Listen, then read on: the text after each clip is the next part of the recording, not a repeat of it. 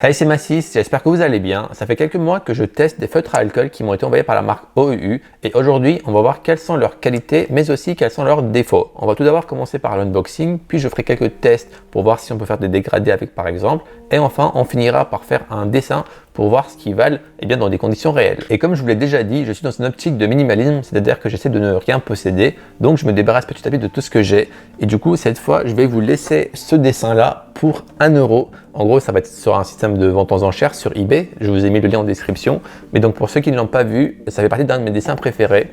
C'est quelque chose que j'ai inventé, entre guillemets. Donc, pas les personnages, mais la composition. C'est également une de mes vidéos préférées parce que je vous explique vraiment dedans tout le processus de création du brouillon jusqu'à arriver à ça. Pour résumer, en gros, c'est Midoriya ici qui est face à ces obstacles. Et en gros, ici, nous avons ses entourages qui ont été blessés et donc qui lui déconseillent d'aller vers son avenir et ses rêves. Et lui, il va plutôt essayer d'aller de l'avant. Derrière, ici, nous avons la ville qui va représenter donc son objectif, etc. Il a l'ombre de All Might ici, comme pour montrer que All Might, c'est un peu son exemple. Bref, il y a plein de messages cachés dans ce dessin. N'hésitez pas à aller voir la vidéo pour comprendre vraiment tout le concept de ce dessin-là. Et en gros, une fois que j'avais fini le dessin, je l'avais fait imprimer sur cette tableau en aluminium. Donc ça, c'est quelque chose qui est métallique, donc c'est de l'aluminium. Nous avons ici derrière l'accroche si vous voulez l'accrocher sur le mur. Donc vous allez avoir une impression que le tableau est en train de flotter sur le mur. Je l'ai également signé ici, mais en plus l'impression est faite d'une manière à ce que genre on sent vraiment des reliefs. Par exemple là au niveau des cailloux, lorsque vous passez le doigt par-dessus comme ça, on sent vraiment chaque caillou. Donc c'est vraiment une impression de qualité. Bref, donc c'est moi qui va faire l'emballage de tout ça et c'est moi qui paierai les frais de port également. Donc vous n'aurez vraiment rien à payer à part le prix qui sera affiché sur le tableau et actuellement c'est 1 euro. Ça va être comme ça, je vais laisser pendant 5 jours. Et donc si vous êtes intéressé, n'hésitez pas à aller checker la description. Et maintenant, on va passer à l'unboxing.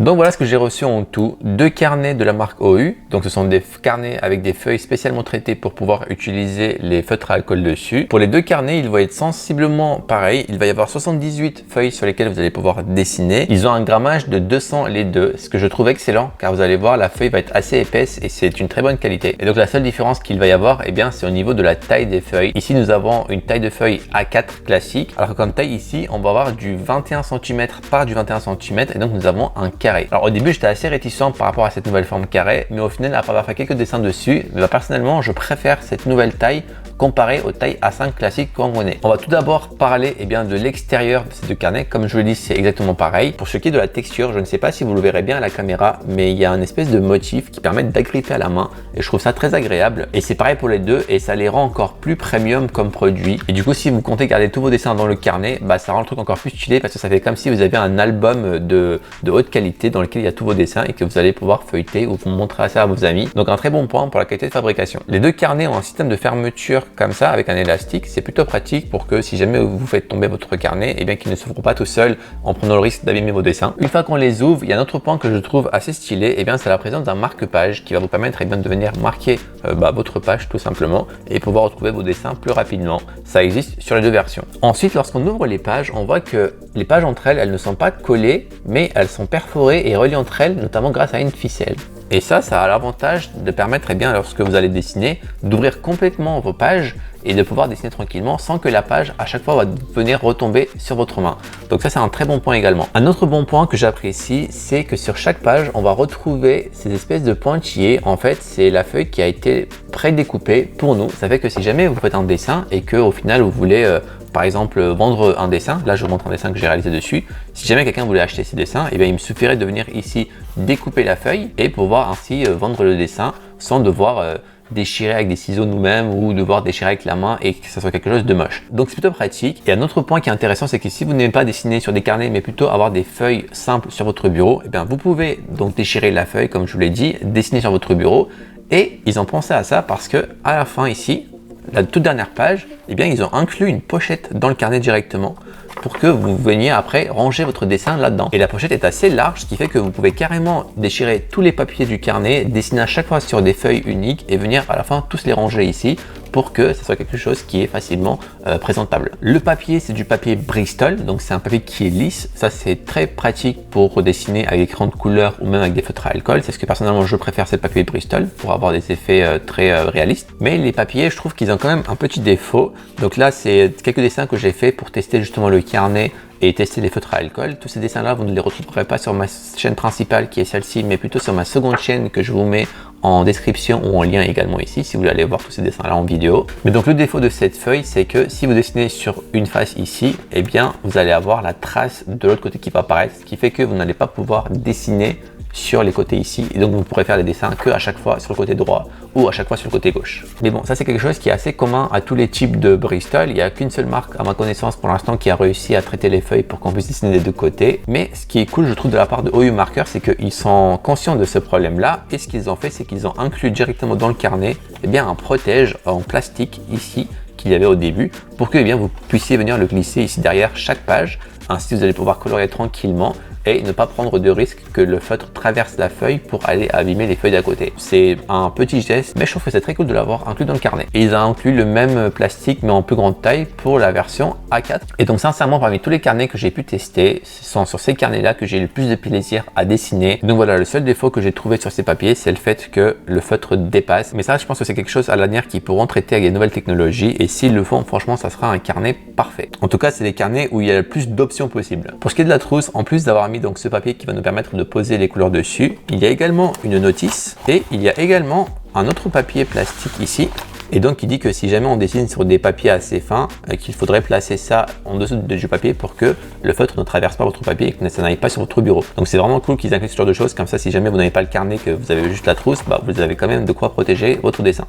Donc il faut savoir qu'il y a plusieurs gammes de feutres à alcool de la marque OU Marker. Il y a les OAU, il y a les Honolulu, il y a les Maui et il y a les Lanai. Là ce que nous avons dans cette trousse, c'est la gamme Honolulu. C'est-à-dire que nous avons une tête en pinceau d'un côté et une tête à pointe fine de l'autre. Donc c'est une trousse avec 24 couleurs différentes, mais il y a également en plus un blender. Donc ça c'est un feutre transparent qui va nous permettre notamment de faire des techniques de dégradé par exemple, que je vous montrerai plus tard dans la vidéo. Dans la notice, on apprend également que si jamais la tête des mines s'abîme avec le temps, c'est possible de le changer de côté parce que c'est réversible, et donc vous allez avoir une nouvelle tête très rapidement. Pour la grosse boîte, ça va être la même chose. Il va y avoir le papier ici pour venir protéger votre surface quand vous dessinez. Il va y avoir cette fois 2 et non pas 1 parce qu'il y a beaucoup plus de couleurs, il y en a 120 en tout. La brochure avec les différentes couleurs présentes dans la boîte. On voit que les mines sont également réversibles sur cette version parce que oui, là nous avons une version différente. C'est encore les Honolulu, sauf que cette fois nous avons une tête en pinceau d'un côté, mais de l'autre côté une tête biseautée cette fois. Donc voici comment se présentent les marqueurs. On va voir ici le dessin de la pointe pour se retrouver plus facilement avec le nom, la marque également. Et au niveau des bouchons, on aura la couleur du feutre et également le code couleur. Et si vous me demandez lequel je préfère, entre les deux gammes différentes, personnellement ça ne change rien pour moi parce que je vous avoue que je ne dessine qu'avec les têtes en pinceau. Je ne dessine jamais avec les têtes biseautées ou avec les têtes avec des pointes fines. Je dessine vraiment exclusivement au pinceau parce que c'est ce que je préfère comme sensation. Mais donc voilà, après il y a quand même une différence à noter, c'est que le modèle de feutre avec une tête biseautée et une pointe fine, alors non pas la pointe en pinceau mais la pointe en tête fine et biseautée en même temps, ils ont une trousse avec 320 couleurs. Alors que ici j'ai une trousse avec 120 couleurs, mais dans ce même style avec donc une tête en pinceau et une tête biseautée, on peut monter jusqu'à une trousse avec 216 couleurs. Donc si jamais vous voulez avoir une trousse avec le plus de couleurs possible, faudra choisir une version sans le pinceau. Mais sachez que si vous aimez les pinceaux comme moi, il existe des trousses avec jusqu'à 216 couleurs. Alors les trousses sont également pratiques parce que ça va nous permettre de poser les trousses comme ça et d'avoir les feutres horizontalement comme ça. Je vous conseille vraiment de toujours mettre vos feutres horizontalement parce que si vous les mettez verticalement, l'encre va descendre sur une pointe et l'autre pointe peut sécher avec le temps. Donc toujours placer ces feutres horizontalement et justement ces trousses permettent ça. ça et ça fait un espèce de rangement de feutres. Et si vous êtes en train de dessiner, moi j'ai toujours ma trousse comme ça à côté et j'ai juste à venir piocher les feutres. Alors c'est assez pratique, mais vu que les feutres ont une surface assez glissante, ça fait que des fois il m'arrive de dessiner et quand par exemple je vais vouloir prendre un feutre comme ça, bon là ça a marché, mais si j'en prends genre 2, vous voyez, il y en a plein qui tombent en fait de par la gravité parce que ce qui sépare les feutres en fait c'est du tissu et donc les tissus parce qu'il y a beaucoup de feutres dessus il est légèrement genre penché et donc bah, ça crée une espèce de toboggan pour tous les feutres et donc ils arrivent que genre en prenant plusieurs feutres ça glisse et donc il faut faire assez attention avec ça. Bon c'est vraiment pas grave, il suffit de faire attention et lorsque vous prenez les feutres de tirer mais genre faire attention à ce que vous tirez et de replacer les autres. Mais bon c'est un point qu'il fallait souligner pour que voilà si jamais vous avez cette trousse vous faites attention pour que vous ne perdiez pas à chaque fois 30 minutes à devoir tout ranger. Parce qu'en fait lorsqu'on reçoit la trousse comme vous avez vu au début les couleurs sont dispatchées de manière assez aléatoire. Du coup moi ce que j'ai fait c'est que bah, je les ai rangées par un peu les couleurs par famille de couleurs. Donc ici on va avoir eh bien tous les plus clairs à partir de couleur de peau jaune, après on va dans les rouges, ensuite on passe dans les verts bleus et après on va dans les gris foncés. Et en fait j'ai simplement respecté l'ordre d'apparition ici, comme vous voyez ça commence par du jaune et ça se termine ici par le noir, donc qui va être là. Et je vous conseille de faire ça parce qu'au début quand c'était pas rangé, je perdais tellement de temps à retrouver les feutres parce qu'il y a quand même 120 feutres et ça met du temps à les retrouver. Alors que là c'est très simple, je regarde par exemple si je veux dessiner une couleur de peau, par exemple je vais prendre le R19 pour savoir où est le R19, et bien je sais que c'est plus ou moins dans le premier carré, donc après je vais devoir chercher juste ici. Ça va être plus simple de retrouver le R19 ici que de devoir chercher tout là-dedans. J'ai 2 points à souligner par rapport à ça. C'est vraiment très cool qu'ils aient placé cette feuille pour qu'on puisse eh bien, mettre les feutres par-dessus et voir ainsi quelle couleur le feutre donne directement. Mais j'ai un reproche à faire, c'est que le papier qu'ils ont utilisé n'est pas le même type de papier que le papier qui est présent dans les carnets. Et ça c'est un peu dommage parce que selon le papier que vous allez utiliser, le feutre à alcool n'aura pas la même couleur. Et donc la couleur bleue qu'on peut avoir ici sera peut-être légèrement différente que la couleur bleue lorsqu'on la mettra sur le papier. Donc ça c'est quelque chose qui peut arranger si jamais ils décident d'utiliser le papier qu'ils ont dans le carnet directement dans les papiers qu'ils mettent dans les trousses. Ça peut être cool s'ils le font. Et un deuxième défaut, mais ça c'est plus mon côté flemmard qui parle, c'est que j'ai mis 1 heure pour remplir tout ça et encore j'ai pas les trousses les plus grandes. Donc j'imagine même pas le temps que ça va prendre de faire ça avec les plus grosses trousses. Donc bon, ça c'est pas grave parce que en le faisant c'est marrant et puis on peut voir vraiment les couleurs. Mais voilà, si OU le faisait eux-mêmes, bah peut-être ça nous ferait gagner du temps. Alors ils le font déjà ici sur leur brochure, mais bon ça c'est des couleurs numériques et comme je vous l'ai dit, c'est pas le même papier donc le rendu n'est pas le même. Donc en gros ce qui serait parfait c'est que bah ils utilisent le même papier que dans le carnet et qu'ils colorient eux-mêmes leur truc. Là ça serait parfait. Mais bon, là je chipote, vraiment c'est déjà excellent comme ça. On va un peu tester les feutres et justement le principe de ces feutres à alcool, c'est que vous allez pouvoir colorier des zones et que ce soit homogène sans qu'on voit la feuille derrière.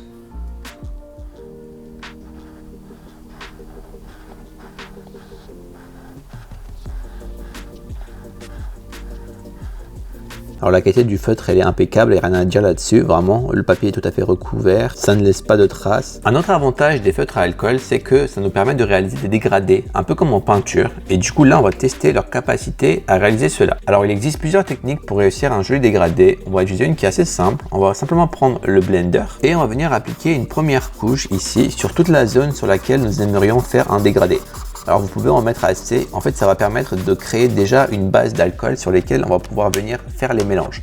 Ensuite on va prendre un rouge assez foncé, par exemple le R6, et on va simplement venir placer notre première couleur la plus foncée à gauche et on va essayer d'aller de plus en plus clair pour aller vers la droite. Tant que c'est pas sec, on vient avec un rouge un peu plus clair venir poser du rouge ici et on va le faire en fait s'incorporer dans le rouge un peu plus foncé, comme ceci. Ensuite on va venir prendre un orange. Pareil, on en met un peu au début, puis on vient le faire s'incorporer dans le rouge. Et après, on peut partir sur un orange encore plus clair. Donc voilà, ça c'est une technique qui est assez simple, assez rapide à faire. Comme vous le voyez, il y a un dégradé qui se fait, on ne voit pas de démarcation, mais si jamais on va être encore plus précis, on peut venir à nouveau refaire une deuxième couche. Donc on peut replacer du rouge foncé. En fait, en faisant une deuxième couche, on va pouvoir avoir un dégradé vraiment quasi parfait. On vient avec le rouge le plus clair refaire la même chose, remettre l'orange et venir éclairer le tout avec notre orange le plus clair. Et donc là, si on regarde, eh bien, il n'y a aucune démarcation entre les 4 feutres différents que j'ai placés. On passe d'un rouge foncé à de l'orange clair et on peut même passer encore même au jaune. Et là, on peut aller dans des couleurs encore plus foncées. Si on fait cette technique-là, il n'y aura pas de démarcation. Et donc pour ce qui est des tests pour le dégradé, eh bien, je dirais que c'est même excellent. Alors il y a 2 autres défauts que j'ai repérés. Le premier, c'est que la couleur du bouchon ne correspond pas forcément toujours à la couleur du feutre. Par exemple là, si je vous dis quelles sont les couleurs Là, on a l'impression que c'est un peu une espèce de beige un peu orangé. Et là, c'est un espèce un peu de mauve légèrement rouge. Mais en fait, par exemple, celui-là, bah en fait, c'est de l'orange. Ça se rapproche vraiment pas mal de la couleur du bouchon, mais comme on le voit, si on devait vraiment comparer à côté, bah, la couleur du bouchon est vachement plus claire que la couleur que nous avons sur le papier. Et pareil pour celui-là. Donc en soi, bah, c'est littéralement du rouge. Mais lorsqu'on compare avec les deux, bah, c'est pas vraiment le même rouge. Mais bon, ça c'est pas bien grave dans le sens où c'est quelque chose qu'ils peuvent arranger assez facilement. Et c'est en ça que c'est bien d'avoir justement créé ce petit papier parce que du coup on sait que le Y4, eh bien c'est pas la couleur du bouchon, mais on sait que le Y4, eh bien ça donne cet orange là.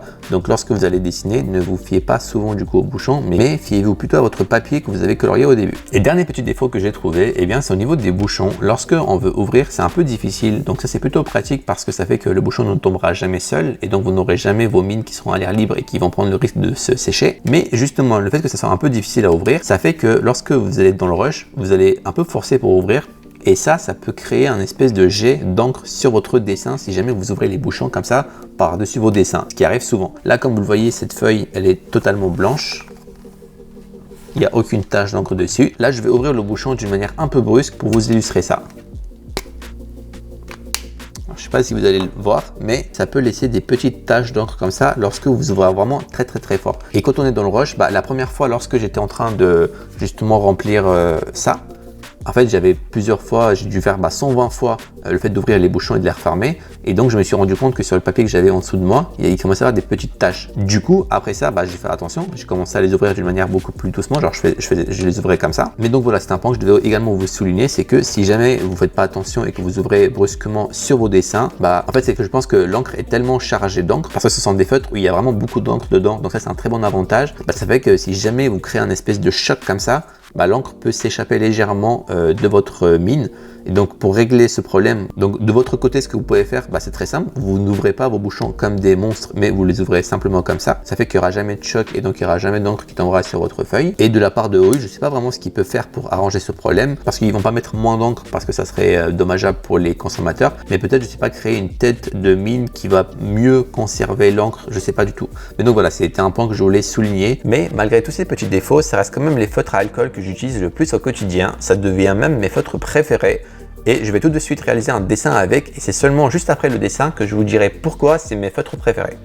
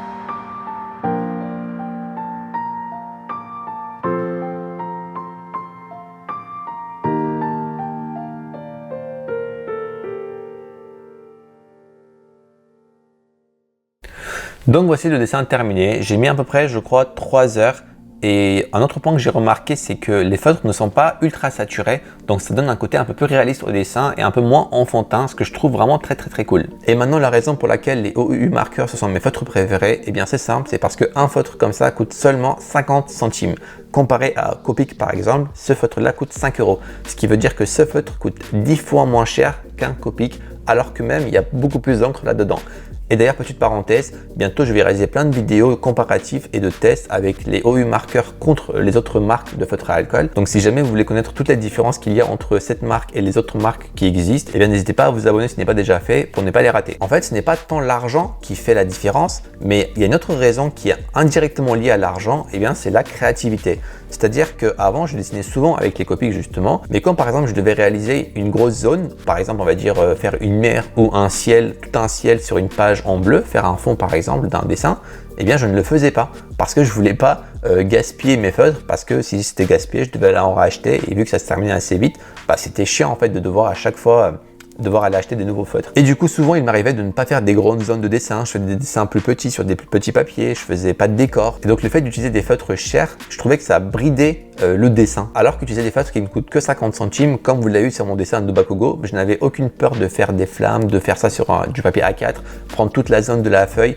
Et je trouve que justement, le fait d'utiliser des feutres qui ne coûtent pas cher, ça permet d'ouvrir la créativité, en tout cas d'ouvrir les possibilités de dessin sur le papier. Un peu comme quand on achète de nouvelles chaussures, on a du mal à les sortir dehors ou à même marcher avec correctement. Alors que lorsqu'on utilise des chaussures un peu abîmées, bah, n'hésite pas à marcher partout, aller dans la boue, aller dans la forêt et même à courir avec. Et donc moi je vois ces feutres un peu comme des chaussures qu'on a l'habitude de mettre et qui vont nous permettre d'aller partout, de tester plein de nouveaux terrains et de courir avec. Et je suis très content de cette métaphore.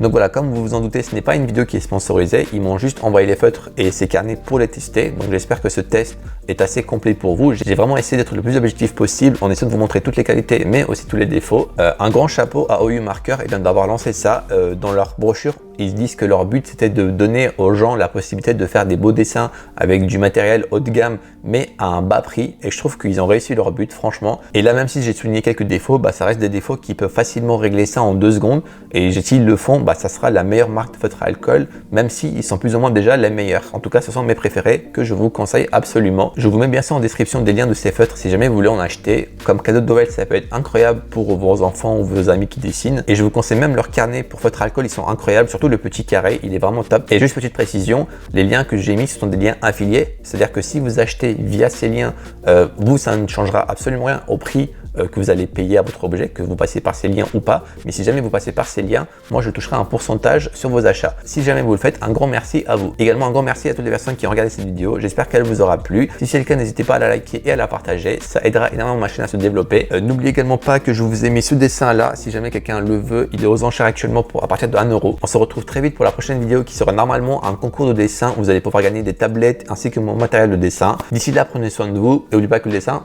c'est la vie.